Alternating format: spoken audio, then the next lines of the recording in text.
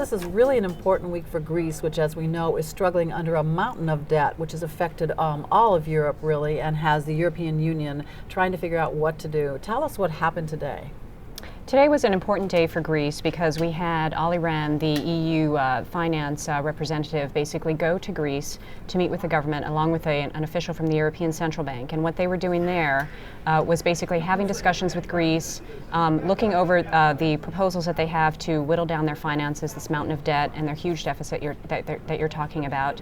They basically came out of that meeting today with Alderman saying that Greece needs to do more. They need to announce even harsher measures to address the situation.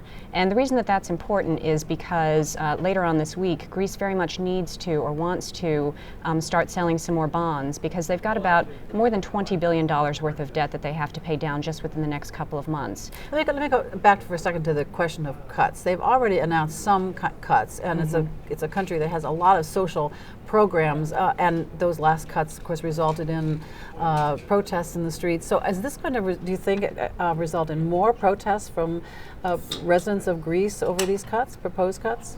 Absolutely. We've already seen, as you said, a number of unions come out, even the finance ministry itself going out to strike. But everybody understands that these fiscal austerity measures are absolutely necessary to get the country back on the path toward health. It's not going to help, certainly, to see even further strikes as we go along, but we certainly can't rule that out in the near term, especially since Greece is going to be kind of clamping down even more. I think it's interesting the reaction that we've heard around the European Union, especially from Germany, which seems to resent having to help bail out Greece because the Germans have been so careful with their spending themselves. I know there's some developments coming on that score in the end of the week. Absolutely. The other reason why this is a very pivotal week for Greece is because Germany and France came out over the weekend and indicated that they might be willing to buy up quite a lot of Greek bonds, perhaps about 30 billion euros worth.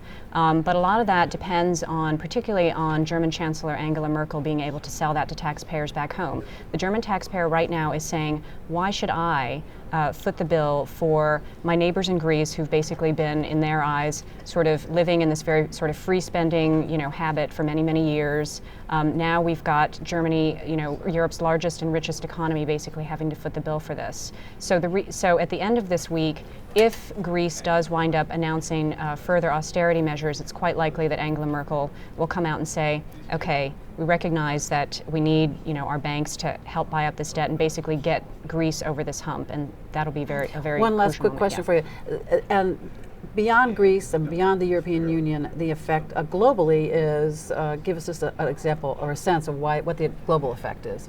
The global effect is rather, we've already been seeing some of that global effect in financial markets. The big concern is that if we can't get over this hump with Greece, that there could be a domino effect happening in the rest of the Eurozone among other countries that have very high debt and deficits, such as Portugal. The biggest concern after Greece is Spain, because it's Europe's fourth largest economy. They're in a precarious financial situation as well. But it doesn't stop there.